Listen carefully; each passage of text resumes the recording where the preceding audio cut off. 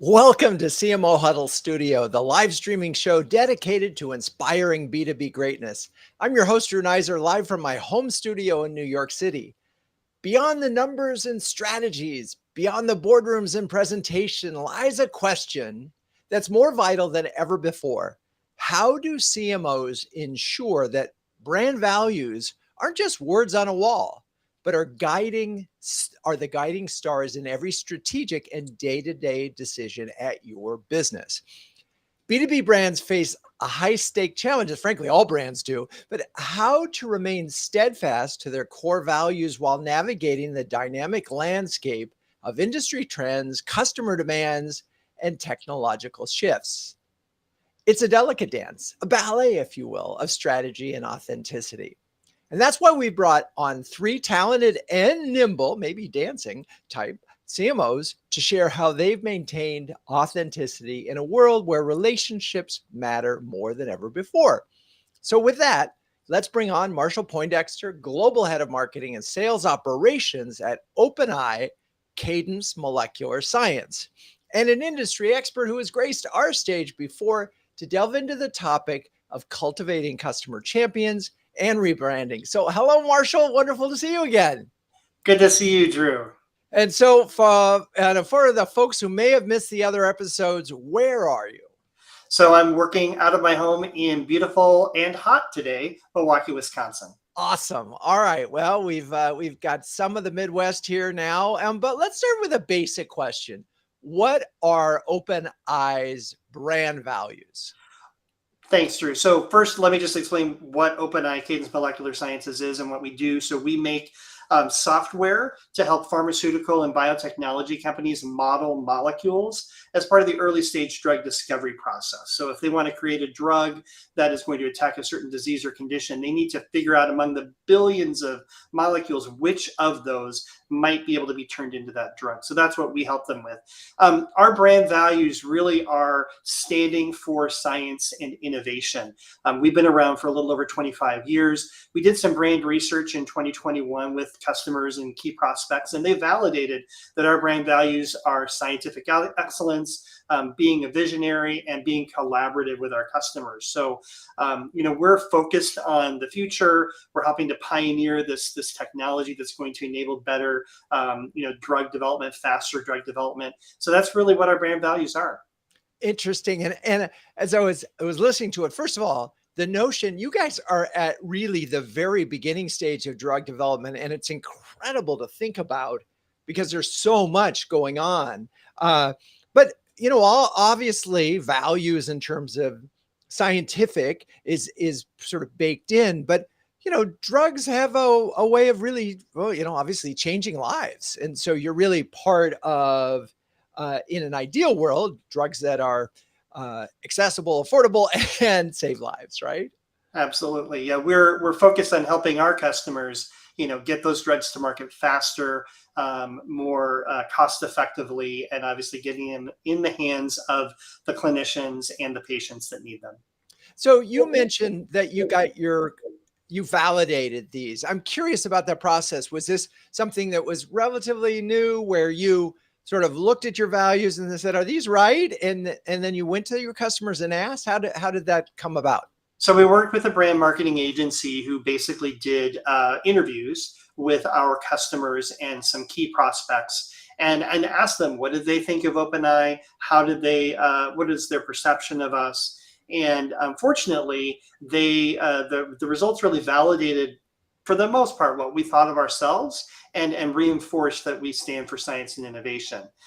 So that was really gratifying to hear.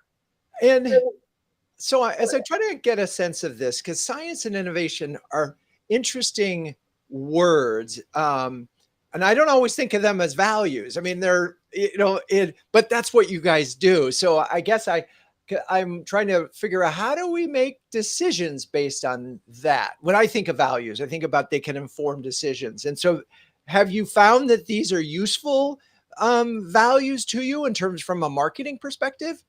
Absolutely, because the pharma and biotech companies that we want to work with or want to work with us, they are doing different types of science. They're pursuing, the creation of drugs in different disease areas or condition areas. And how they go about that, the methods they use, the approaches they use really vary.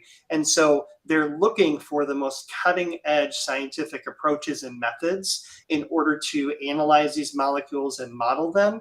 And we are, OpenEye is at the cutting edge of that. So the fact that we have remained at the cutting edge and doing the science and innovating has really made them want to partner with us, because they want to, be more successful in their endeavors with the approaches that they're pursuing. Got it. Okay. So you got acquired last year by Cadence Design Systems, not a company that wasn't really in your space. I'm wondering what impact that might have had on your brand values, or did you bring some of the Cadence into your brand? How did that work out? So it's a great question. And it's been almost a year since we were acquired by Cadence Design Systems, which, some of the listeners and viewers may have heard of. They've been around for over 30 years, creating software to enable companies to design semiconductors and chips. And what's interesting is, and OpenEye's brand values actually were very much in sync. There's a lot of commonality in our culture and in our brand. And so that's one of the reasons why the acquisition was such a great fit for us. The other thing that was interesting is that, much like where OpenEye is in terms of helping pharma and biotech companies bring some stability to the process of designing drugs and developing drugs, Cadence was doing that decades ago in creating software to basically stabilize the process of designing semiconductors and chips. So they took a very experimental approach to designing those and stabilized it with software that made it very predictable. And that's exactly what OpenEye is now doing in the drug design and drug development space. So we're going to be able to learn from them and how they were able to do that in the chip design process and apply it to molecular design. And so we see that there's going to be the combined resources around chip design, distributed processing, molecular science. That's going to help OpenEye and Cadence be at the forefront of this revolution in applying computer science and simulation to biological processes, which ultimately is going to improve human health. So it doesn't really change our brand values. We're still focused on science and innovation, and hopefully the values and the knowledge and expertise that Cadence has had will help us accelerate that. It's funny. This isn't a new thought, but knowing that so many acquisitions end up not creating value.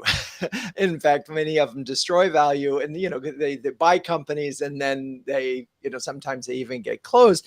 And I wonder if you could correlate, you look at it and say, well, they're culturally they were a good fit and the values were a good match. Is the likelihood even more so than, say, product fit or target audience fit? I wonder if that values thing could actually be the glue here that makes the difference between a successful acquisition or merger and not. Absolutely, it will. And interestingly, Cadence really was not in the life sciences space before it acquired OpenEye, and they have a vision to get more involved in the life sciences space. I mean, their software helps make chips for all sorts of consumer and B2B applications, like chips that are in iPhones and cars and things like that. So they really do see this life sciences area as a great growth area.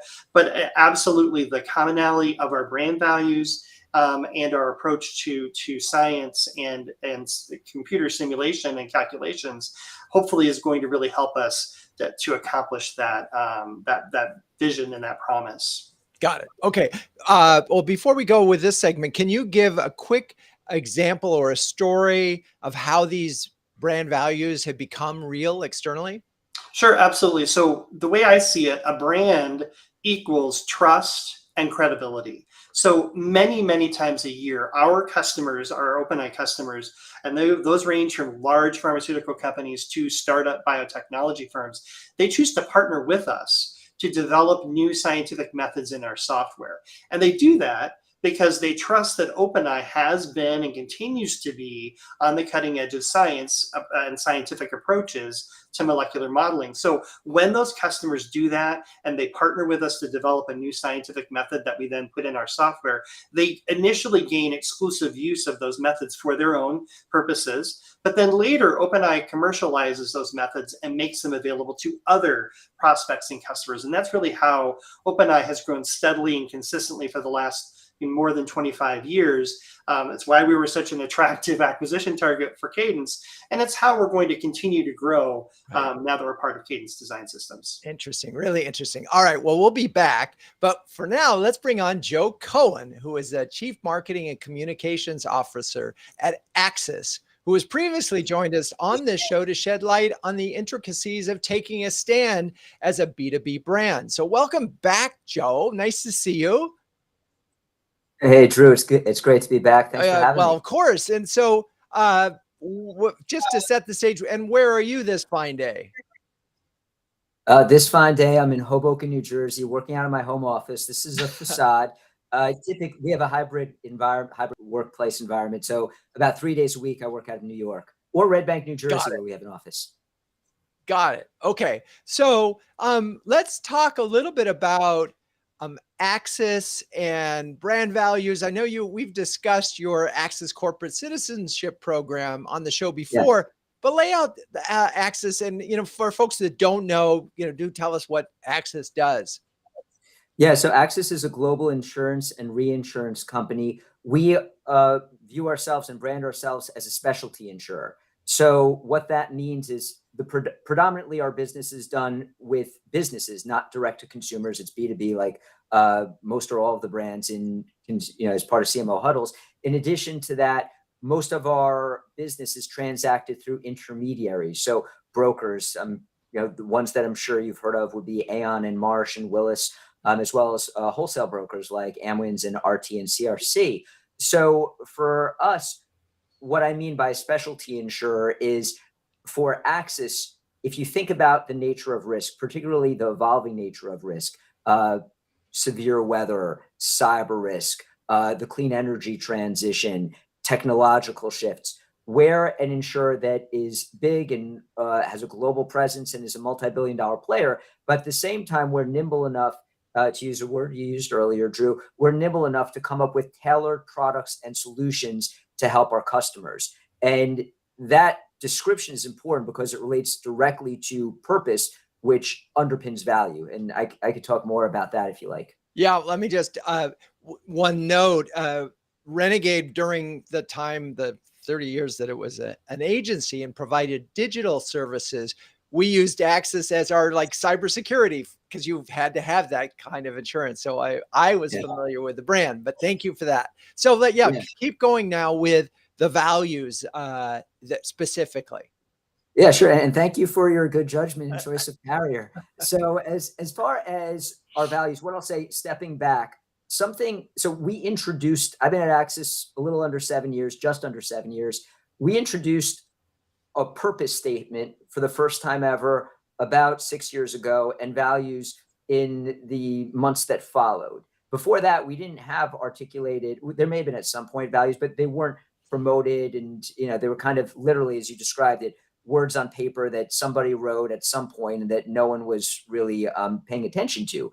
So something that struck me when I joined the company that was unusual for an insurer and reinsurer is that from the CEO level to different members of the executive committee, people spoke about Axis as a purpose-driven company. And there was a feeling that in addition to generating a profit, we wanted to do good and make a positive impact. And we had values, even if they weren't really spoken about in a formalized way. So the idea of introducing a formal approach to purpose that kind of underpinned all of what we do, that was something that I saw the opportunity.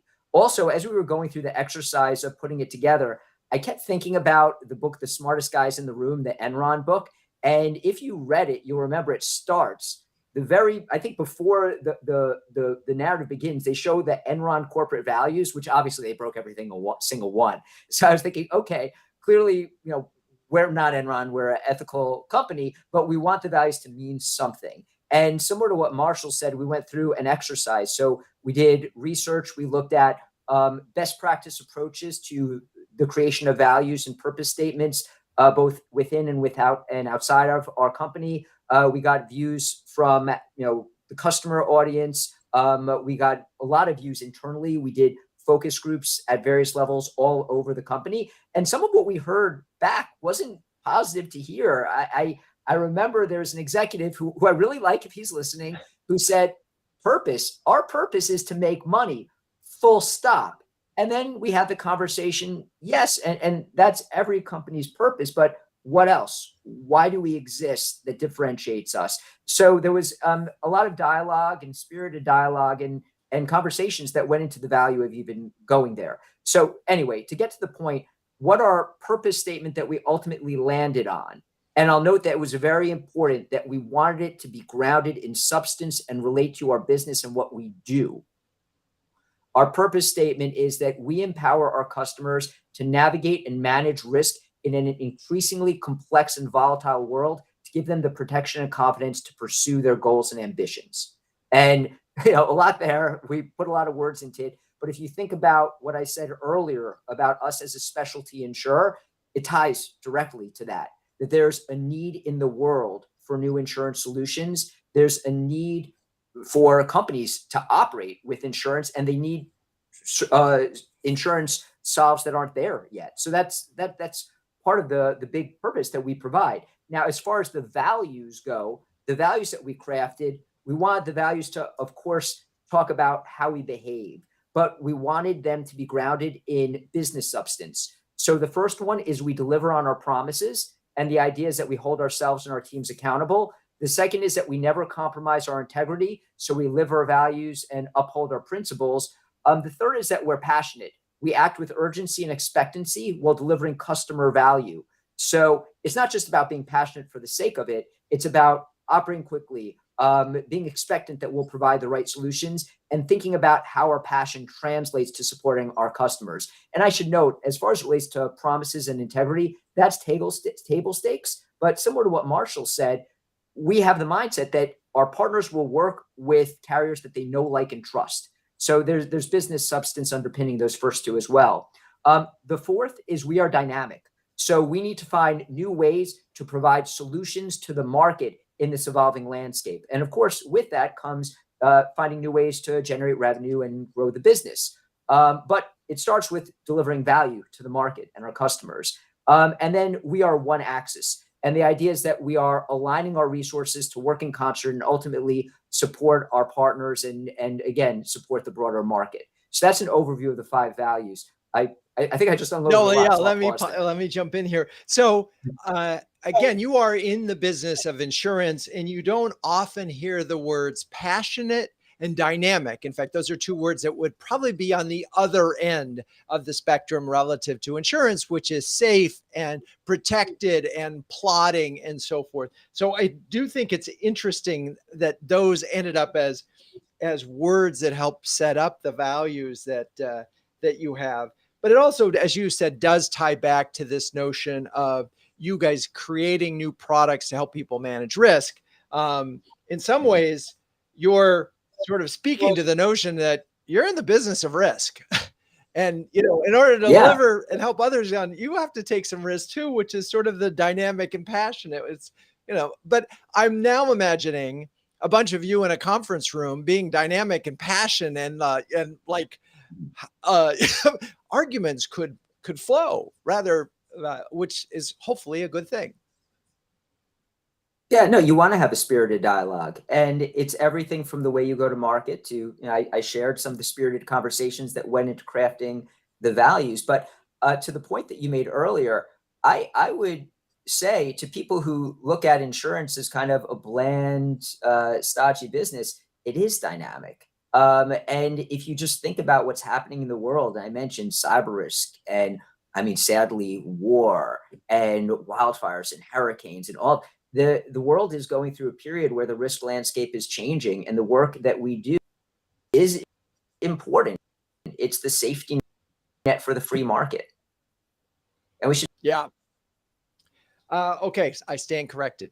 It is a dynamic, passionate industry. But tell me, how are you?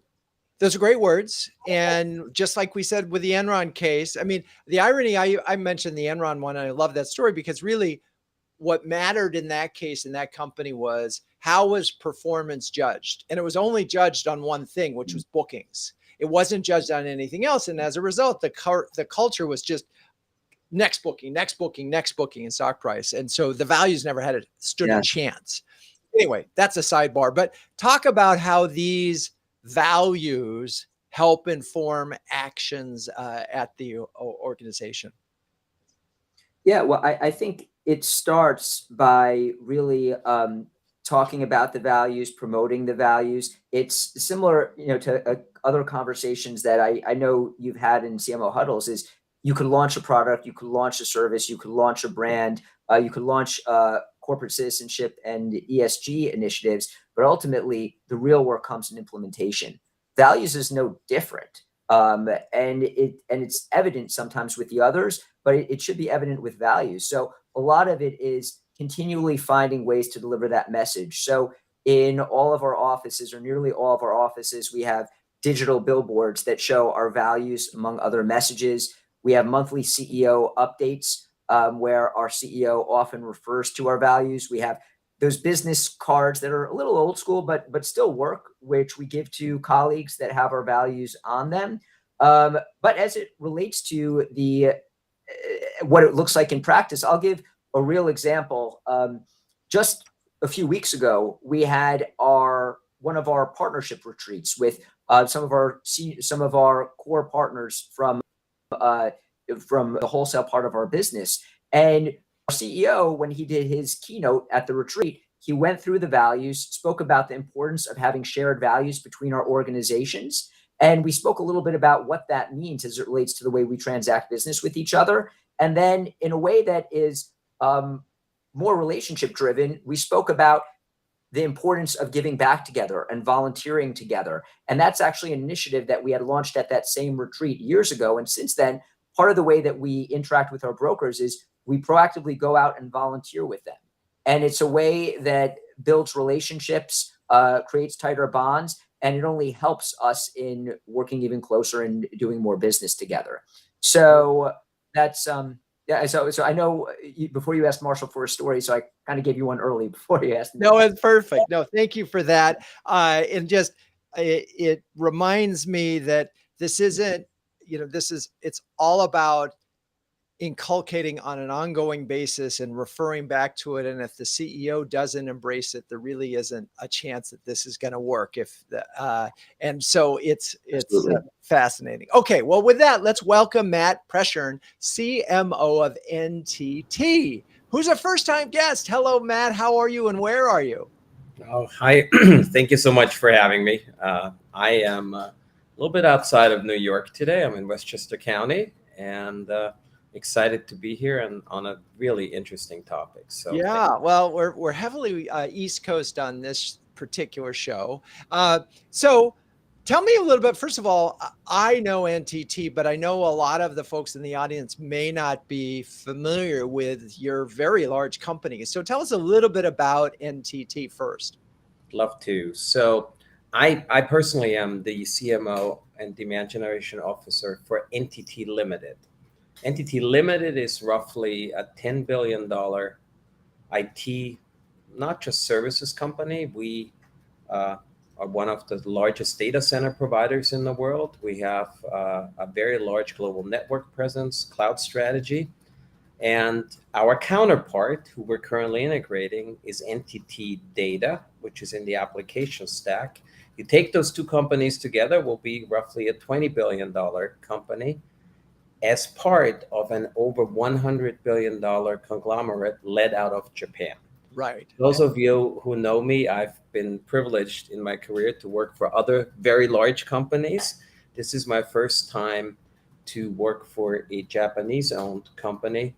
And I have to say, I have been here for a little bit over 2 years and have thoroughly enjoyed not only the challenges that are associated with marketing, but also the very topic that we're discussing, which I'll hopefully share in the next few. Sure. And I am fairly certain that NTT is Nippon Telephone and Telegraph. Originally, probably 100 years ago, it was the AT&T of Japan, right? I mean, it was like probably the founding telephone company.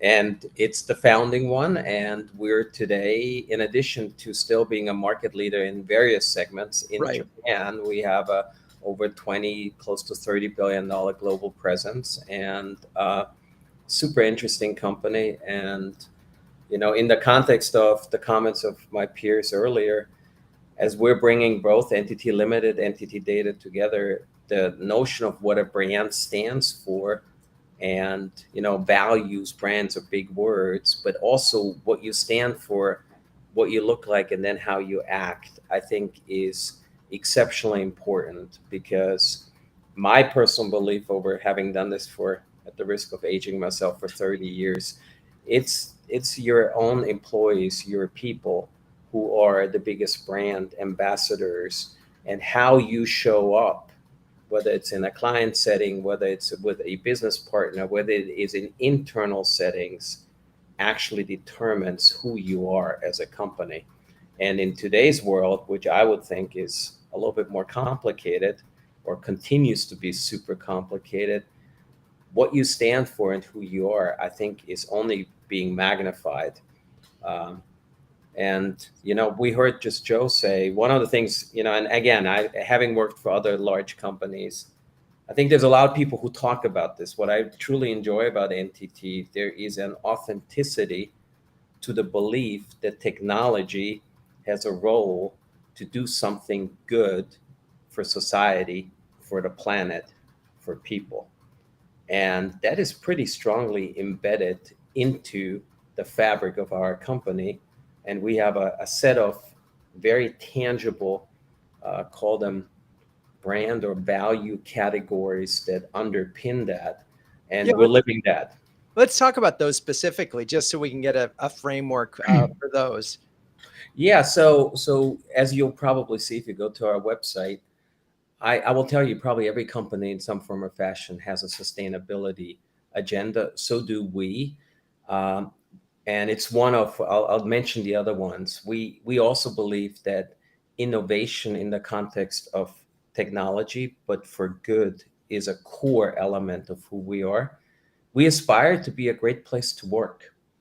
And in order to do so, we aspire to be fully inclusive, diverse, and trust and relationships in our customers, and all relationships matter. But what I would say, and I think I would agree with both of my colleagues beforehand, words on a piece of paper are one thing. So let me give you maybe an example of what we do in sustainability that goes way beyond just the words. Love it. Yeah, go for it. You know, as you would imagine, you know, we have publicly committed to be in adherence to all the sustainability goals that are agreed upon by some of the, you know, largest global organizations that you would adhere to, including the United Nations. So we have a very challenging but targeted program to, for example, ensure that all of our data centers are in accordance to that by 2030. The one that I personally like the best, and this is a little bit kind of the commitment part of a company, we have given all of our employees basically, and I'm gonna misquote this, 3 or 4 days per year to volunteer, and to volunteer in support of sustainability initiatives. And so I'll give you an example of what I do as part of the marketing. I lead the global marketing organization. We have a quarterly meeting, usually 2.5 days, and we always spend at least half a day as a marketing leadership team on behalf of a worthy cause. Just in October, we met in London. I'm ahead of my time. In July, we met in London, and we actually partnered this time with an organization that is building and supporting artificial hands, primarily in support of multiple countries in Africa and in India. Very worthwhile cause, and we spent about 4 or 5 hours doing so. In a previous one, we cleaned the beaches in Singapore. In another one, we planted trees in certain parts of Germany. And I think that is a very tangible way. And besides what it also does, it's actually very interesting and nice when you meet with people who are your peers or you work with, and you do something worthwhile in support of the company. We do some of that also with, similar to, as Joe mentioned, maybe with our partners and others. And I think that goes beyond the words on a page. So that will be one of the examples. I find it super personally, for those of you who have never had to, I've never really lived close to a beach, but cleaning a beach in Singapore and seeing the amount of plastic that was on that beach. And we retrieved in 2.5 hours, about 15 people, we retrieved 120 kilos, over 250 pounds of plastic. Wow. And, anyways, that's like one of the examples. And we believe, so that's one. The other one, a great place to work, for example, right? We recognize that if you're at early stage career or mid-career, maybe the more traditional ways of how you work, where you work is different. We've codified very much a hybrid workplace policy. So you are allowed up to a month per year to work anywhere in the world, no questions asked.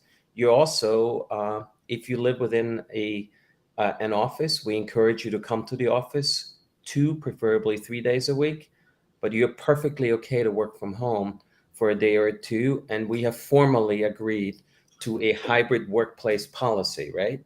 And we believe, and we see already that that's having a very positive impact, and it's not dictated. It doesn't have to be Monday or Tuesday. You can pick and choose as an employee to do so. These are just a couple of examples. Yeah, well, it's interesting on the sustainability front. I've been on the board of the Urban Green Council for the last, 10 years, and I know how complicated this is.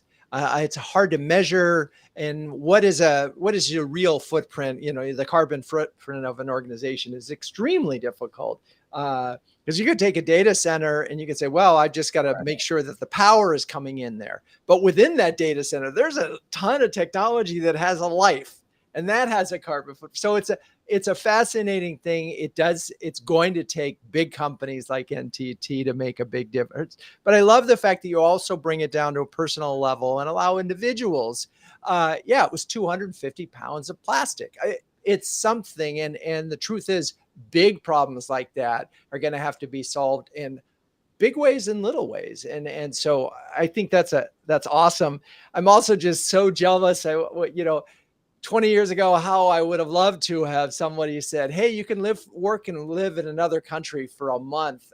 That's just amazing change that I guess we can thank the pandemic for. But I would say what I've enjoyed is, and that's the part that's really enjoyable about entity limited, entity data is it's not happenstance. So we deliberated probably for the better part, believe it or not, it was more than 3 months on our work policy. And we interviewed individuals. We went to best practices. We benchmarked. Some would say, okay, your entity, and maybe maybe it was overkill to some extent. But you know what? If you as an individual stay within the tax regulations of your country, and you have the flexibility to work in a different continent for a month, I think that's a good thing. Yeah. If you have worked for a long time remotely only, and now, yes, you're asked to come to the office a certain time, but it's perfectly okay to work at home, and it's codified. So there's no more gray areas. You don't have one manager who enforces it one way and one country. It's a global policy that we adhere to. And I found that actually is learning for me, even with all the experience from other companies.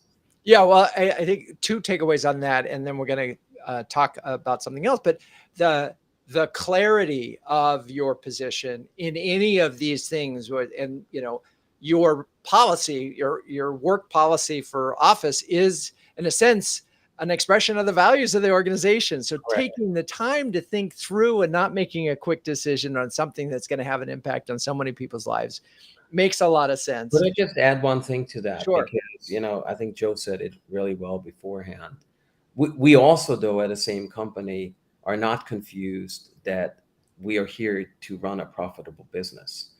The part that's interesting, though, is that the belief that a content, happy workforce that feels they're part of something that matters is going to help you do that is kind of at the core. If you're a responsible company with respect to technology for good for the planet, allowing individuals to participate, making sure that your products and services are in adherence, that should lend itself and does lend itself to a different client interaction in many instances because people respect that, right? So I also want to make sure that we are still a for-profit organization, and we understand that as well. But I, for one, appreciate the very clear focus that comes through on a daily basis. Well, and I can't help but state that I don't think enough marketers think about employees first as the first target, as the walking embodiment of the brand. It is, in my book, it is the primary first target. If you want to build an unbeatable brand, you've got to bring your employees on board. All right, we're gonna let you go for a second. I'm going to talk about CMO Huddles. We launched CMO Huddles in 2020. It's a close-knit community of over 200 highly effective B2B marketing leaders who share, care, and dare each other to greatness. Given the extraordinary time constraints on CMOs these days, everything about CMO Huddles is designed to help leaders save time and empower them to make faster, better decisions. If you're a senior B2B marketer and need a shortcut to B2B greatness, take a second to sign up for our free starter program at cmohuddles.com. Okay, Marshall, Joe, Matt, come on back. And you guys are incredibly busy marketing leaders. So first, thank you for taking the time to be on the show today. But I'm wondering if you could share a specific example of how CMO Huddles may have helped save you time or has just helped you in general. And I'm going to go with start with Marshall, because you've been in the huddles, I think, the longest of the three of them, but maybe, so you would have many chances to find some time-saving moments. Well, yeah, thanks, Drew. In the last several years that I've been part of CMO Huddles, I have learned from my CMO peers countless approaches, tools, techniques that I've been able to put into practice every day in my day job. And the value of that knowledge really is incalculable. I would have had to pay probably thousands of dollars to consultants to get that kind of knowledge. But on top of that, I've also forged some wonderful friendships with CMO peers, and I'm so grateful to have that team in my corner. I love it. I love it. Thank you for that, Marshall. Joe, any thoughts that you want to share? Yeah, I mean, to echo Marshall, I think CMO Huddles is fantastic. I think just being able to corresponds regularly with you, Drew, and the wealth of knowledge and information and insights that you are is just so valuable. And I think any CMO would benefit from it. To get specific, as far as an example, something that we've been just working on quite a bit is looking at different ways to involve and deepen the role of marketing in the innovation process from the earliest points through the whole cycle. And early on, I had some good calls with you, Drew, just as we were looking at that. And then just being able to work the network, you get great ideas. And I think Marshall hit the nail on the head. It saves you a lot of time and money that you might have spent otherwise in gathering those insights. So, all right. Well, and Matt, you are a relatively newcomer to it. And again, I know you are a globetrotter, but I wonder if either the recaps have been able to give you some value, perhaps? Yeah, I mean, I think there's a couple things. One, I don't know about my colleagues, but I think the profession that we're in and the roles that we have are multidisciplinary, extremely dynamic. And I always tell my team, the second you think you know everything, you've lost. And I'll take the call today. So Marshall and Joe, thank you very much. I have learned from both of you, and you have reaffirmed a few things that maybe I knew but I had forgotten. And Drew, the your personal leadership is really helpful. I don't know about you, but it's usually in leadership. Sometimes these positions are a little lonely, and knowing that your peer group is struggling or confronting very similar issues, maybe from a slightly different vantage point, those little nuggets of insights, there's a built-in trust that I know that my CMO colleague, okay, they're struggling with the same thing, and they may not have exactly the right answer. So I'm not the only one, and I can take something away from that. So to me, that is of enormous value. And thank you for having me and for running this on a regular basis. I love it. Well, I appreciate all three of you. And it's funny, I was talking to a CMO earlier this week, and she said exactly what you did, Matt. It's like, this is a lonely job, and there is nobody in the organization that I can talk to about marketing. And so I said, well, come on over to CMO Huddles. If you're a B2B CMO who can share, care, and dare with the best of them, do yourself a favor and check out CMOHuddles.com. Check out CMO Huddles. Okay, so now let's all get back. And again, I'm sort of, what I'm obsessed with, and really what my book is obsessed about, is making brand values real in the organization. Because, it's always, it's the famous Richard Nixon who said, I'm not a crook. It's not what you say, it's what you do that is ultimately going to communicate both to employees and customers. So stepping back, we talked a little bit about how you get at the brand values. And I'm curious if you all think that this is a critical thing that a CMO should drive in their organization. If they don't have them, or even if they're not being sort of implemented or realized to the full extent, is this in the CMO's responsibility? Absolutely, Drew. I mean, I believe the CMO should lead the development, the enforcement, the realization of a company's brand values, obviously in partnership with, other members of the executive team. But especially for a publicly traded company, goodwill is often calculated as part of the financial value of that company. That's the brand. And if marketing is responsible for building trust and credibility and the brand for a company and its products and services, I believe it also must be responsible for protecting the company's brand, trust, and credibility. And the CMO is captain of that ship. And Joe, same thing at Axis? Yeah, I mean, I think we play, if it's leading or either being at the table, driving the process as part of a cross-functional team, it's critical, to Marshall's point. What I'd say is, and I think I'm just kind of expanding on what Marshall had shared and some points that Matt made earlier, we're a horizontal function. Of course, we have a deep understanding of customers, but as you noted, Drew, understanding employees, the role that they deliver from a brand standpoint, being able to look at brand health in a different way and stakeholders in a different way, we bring a unique perspective that other functions don't. At the same time, again, and I guess this is expanding on what Marshall said, being able to partner with HR, who's obviously a critical stakeholder in this. Communications, for us, it's, it helps that marketing and comm are a blended function. But those are two examples of critical cross-functional partners. Legal, I'd say, is another one. You want to, it's part of its alignment. Part of it also is that the promotion and adherence to the values are more likely to be successful if multiple functions have a stake in it and are invested in it and are willing to champion the values that you put forward. But getting to the core point, absolutely, we should be either driving it or one of the functions driving it in partnership. Well, I think the point you make that's so important here is that, and this is so true with every aspect of marketing, is you can't do it alone in an organization. No.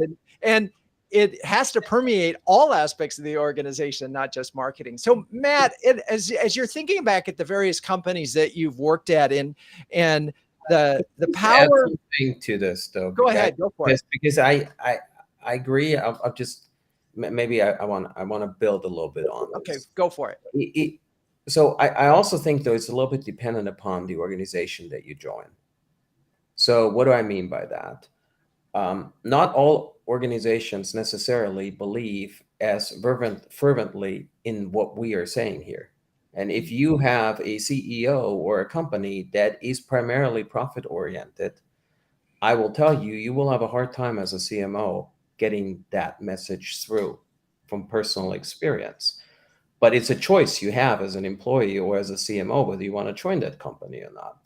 The second part I would say, and I'm seeing this here now, I do believe that marketing has more than a seat at the table. But where I've seen it work best is when it comes to employees and it comes, for example, large scale hiring of employees, building programs to ensure that your employees are really part of this partnership between marketing and HR. I think other functions as well, legal and so forth, is absolutely critical. So I would just caution those of you, if you're in this journey and you think you can go it on your own. I'm not suggesting that either Marshall or Joe that you suggested that, but I do think that partnership is really, really important. But not all companies, unfortunately, Drew, I think necessarily believe as much in that as maybe the 3 or 4 of us. No, I've seen any number of companies that either they have stated values, but it's just, it's basically lipstick on a pig. It's kind of a joke. It's words up on a wall. But when, sales are down, values get thrown out the window, and it's like, come on, everybody, go do what you got to do. I'm listening to a book right now, and they're during the subprime peak, it was these companies that had stated values, these banks that had great stated values, were driving incentives such that there was no way anybody could deliver on those values because they were being incented to go against them. So I'm curious if in your past careers, because obviously you're all talking about companies that you're now working at that have values and you're living by them, but when values aren't lived up to, have you seen we'll call it the moral decay or the problems that are associated in the absence of it? And Matt, you started to say not all companies have that. So very briefly, look, I worked for one of the fastest growing IT companies that in my 30 years of doing this is probably the most customer centric company I've ever worked for. And it was on that was a core value. And in some ways, it permeated into winning, and it permeated into truly driving a growth agenda that, frankly speaking, I have not seen in other companies, not even remotely as much. I would suggest that at certain times that came at a certain cost, that became more important than maybe a few other things. And I, for one, have found that at times to be on a personal level, at least it makes you stop and makes you think. Because, we all have our own values framework as well. We all have our own things to deal with.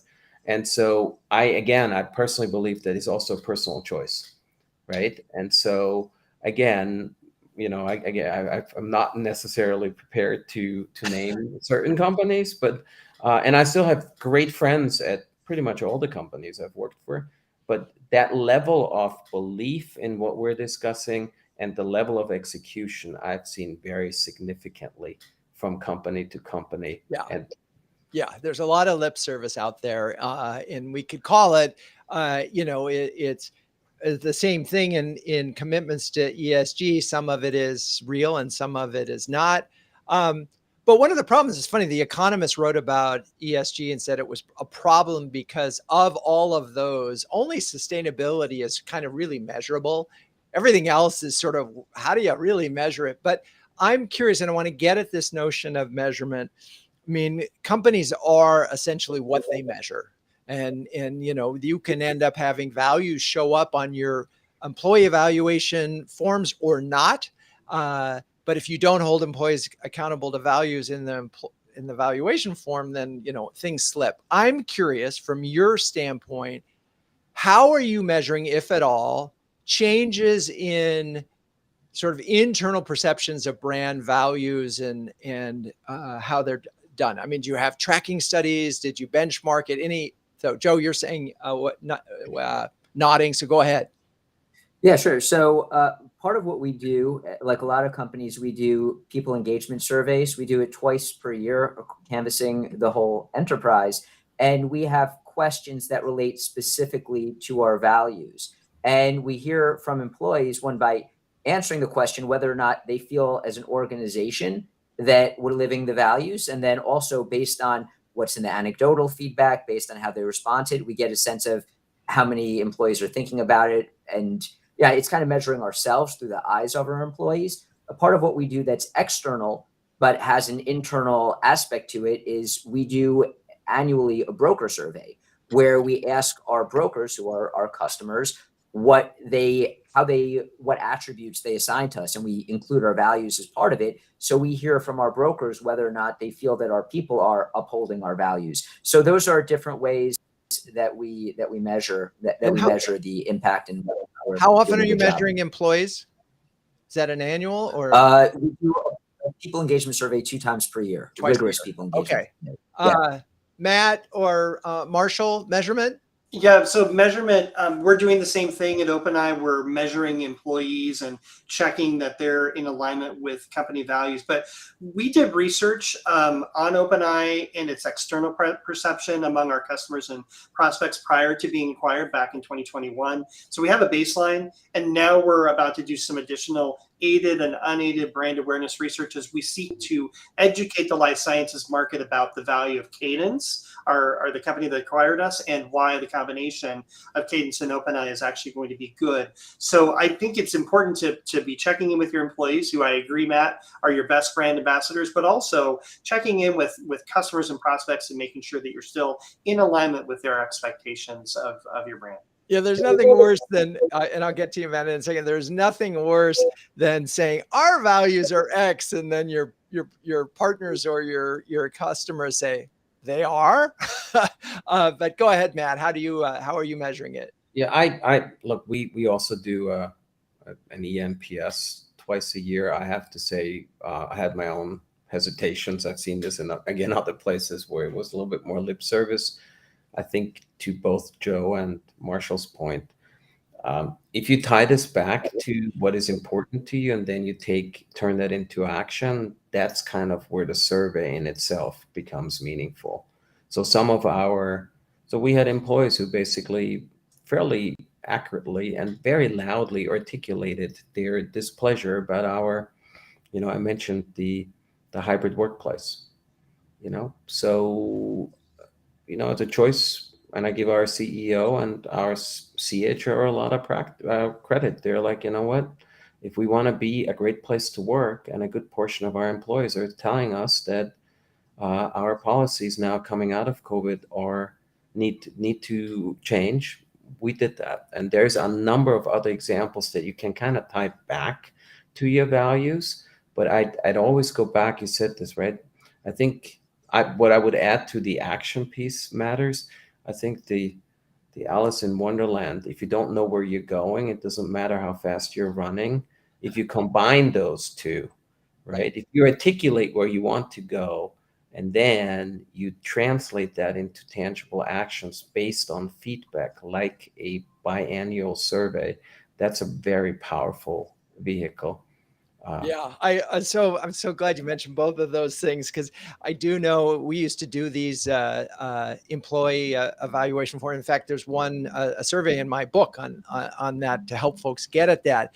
But the thing is, if you get that feedback and then you don't ask and you don't act on it, employees get pretty bitter. Anyway, this is the moment in the show where we ask, what would Ben Franklin say? Well, we're talking about values, which end up being part of your brand and your reputation. So I think he might say glass, china, and reputation are easily cracked and never well mended. So get them right and really focus on those. Okay, so speaking of words of wisdom, let's get your final words of wisdom when it comes to staying true to your brand values. Let's start first with Matt Preschern. I believe in just one word here, is I think authenticity. and authenticity as an individual, as a leader, and then by extension as a leadership team and as a company is more important than anything else. If you want to have a company that is values driven and has a brand that stands for that, you can't say one thing and do another thing, and make never the mistake thinking that your employees don't realize, let alone your customers or your partners. They're watching your actions, not just your words. All right. Joe Cohen from Axis. Joe, what's your final words of wisdom? Yeah, I'll give mine. And I want to, by mistake, I left off a biggie as it relates to measurement. In our performance reviews, we measure critical skills that align with our values. So managers measure employees as it relates to values. That was a big item I neglected to mention. As far as the three words of wisdom, one would be with values, connect them to the business, make it clear how brand values align with business priorities. Number two would be don't go it alone, as a few of us had, as all of us had shared. So forge coalitions, embrace the idea of shared successes. And third would be go beyond the launch, for lack of a better way of putting it, meaning that don't just introduce the values, continually promote them, encourage them, and remind people of them. And at the senior most level of the organization up to the CEO, make it clear that they're a priority. Otherwise, they become words on paper that people forget about. I love it. Okay, Marshall, bring us home. All right. Well, first of all, determine your brand values, communicate them consistently to your external markets, and empower your employees to embody them, and then stand firm on them to build and strengthen your reputation. And one final tip for CMOs, do not under-resource brand marketing and research, especially if you are in a very dynamic market where you need to adjust and adapt. Love it. All right. Well, thank you, Marshall, Joe, Matt. You're all great sports. And thank you, audience, for staying with us. Please join us in 2 weeks when we'll be talking about pipeline with Kathy Johnson, Josh Leatherman, and Gary Savants. And let's cue the music. CMO Huddles Studio is produced by Melissa Caffrey. Our production assistant is Laura Parkin. If you'd like to learn more about CMO Huddles, please visit cmohuddles.com. I'm your host, Drew Neiser, and until next time, keep on sharing, caring, and daring each other to greatness.